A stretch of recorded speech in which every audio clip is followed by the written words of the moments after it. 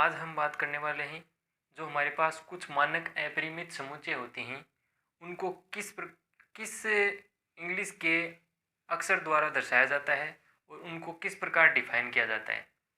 तो चलिए शुरू करते हैं वीडियो को। तो सबसे पहले हम बात करें, एक नंबर मानक अपरिमित समुच्चय हमारे पास है जो प्राकृत संख्याओं का समुच्चय होता है। एक नंबर की बात करें, प्राकृत संख्याओं का समुच्चय, संख्याओं का जो समुच्चय होता है उसको कुछ इस प्रकार से दर्शाते हैं।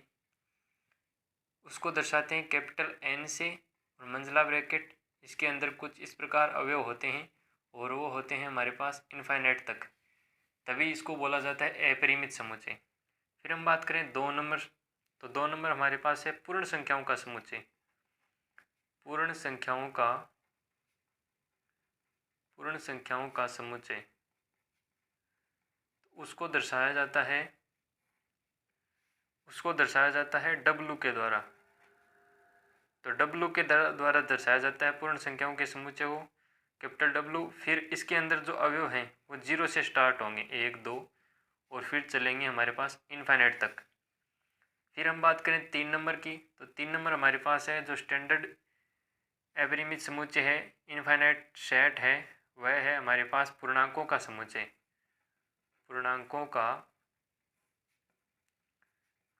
का समुच्चय, तो पूर्णांकों का समुच्चय को लिखते हैं हम कैपिटल आई या फिर कैपिटल जेड के द्वारा, कैपिटल आई या कैपिटल जेड के द्वारा।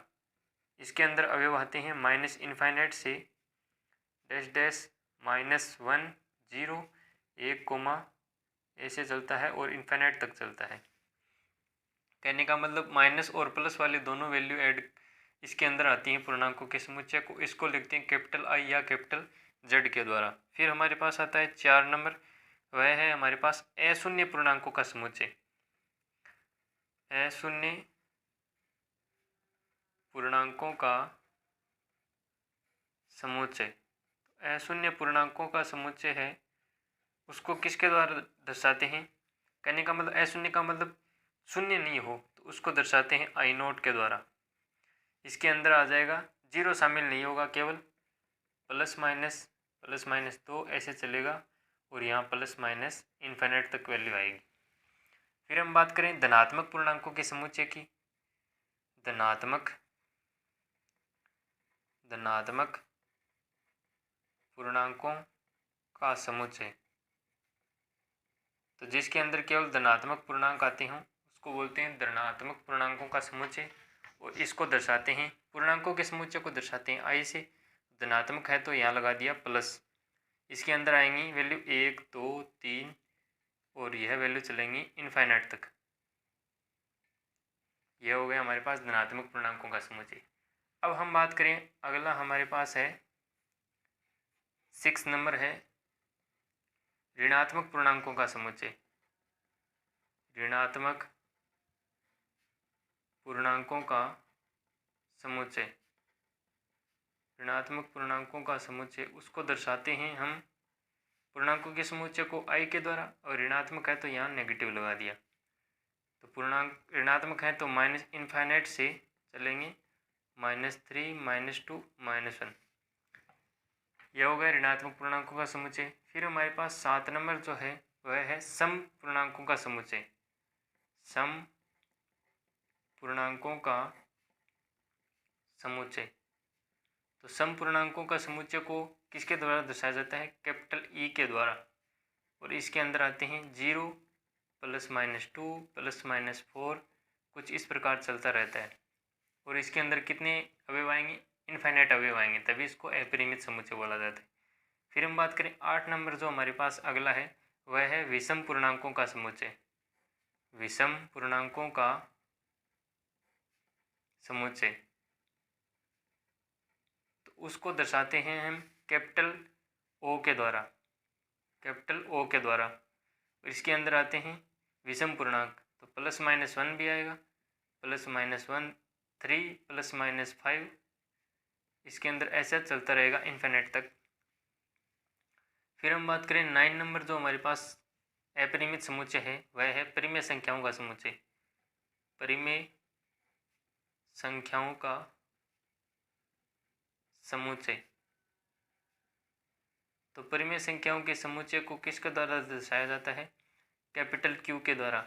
और कैपिटल क्यू के द्वारा तो कहने का मतलब इसको अब अवयव तो लिख नहीं सकते, तो इसको दर्शाएंगे रोस्टर रूप के द्वारा। रोस्टर रूप के द्वारा नहीं, सॉरी, इसको दर्शाएंगे समुच्चय निर्माण के रूप के द्वारा, जिसमें अवयव x लिया और जहाँ x बराबर है p/q और जो p और q है वो बिलोंग्स टू i है। i क्या है? पूर्णांक। और q नहीं, क्या नहीं होना चाहिए? 0, तभी क्या होगी? परिमेय संख्या। तो इसको इस प्रकार दर्शाया जाता है परिमेय संख्याओं के समुच्चय को, और कैपिटल क्यू के द्वारा इसको डिनोट करते हैं। फिर हमारे पास है अगला 10 नंबर, जो है अपरिमेय संख्याओं का समुच्चय। तो अपरिमेय संख्याओं के समुच्चय के अंदर अपरिमेय संख्याओं का समुच्चय। तो अपरिमेय संख्याओं के समुच्चय को किसके द्वारा दर्शाया जाता है?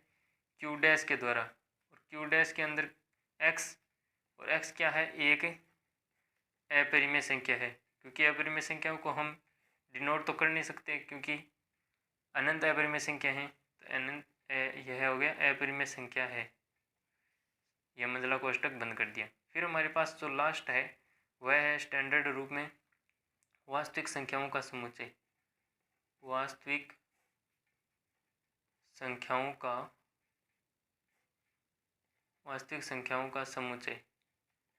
तो वास्तविक संख्याओं के समुच्चय को किससे दर्शाते हैं? कैपिटल R के द्वारा। और इसको समुच्चय निर्माण के रूप में दर्शाएं तो x, और यहाँ x क्या है? एक वास्तविक संख्या है, एक वास्तविक संख्या है। तो यह कर दिया हमने मंझला कोष्टक बंद।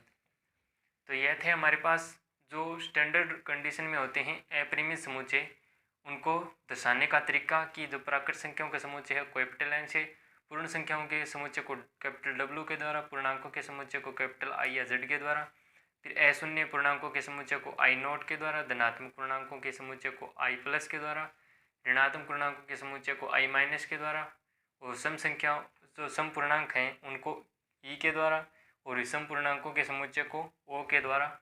यह सभी क्या होने चाहिए? कैपिटल।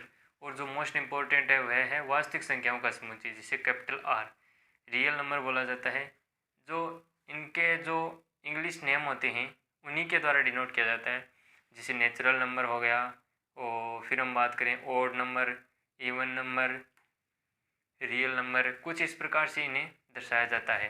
तो ये थे हमारे पास आज की वीडियो में मानक अपरिमेय संख्याओं जो समुच्चय होते हैं, मानक अपरिमेय समुच्चय, उनको दर्शाने के जो किस प्रकार उन्हें दर्शाया जाता है। अगर वीडियो पसंद आई हो तो लाइक, शेयर, सब्सक्राइब करना ना भूलें। अगले वीडियो में मिलते हैं, तब तक के लिए जय हिंद, वंदे मातरम।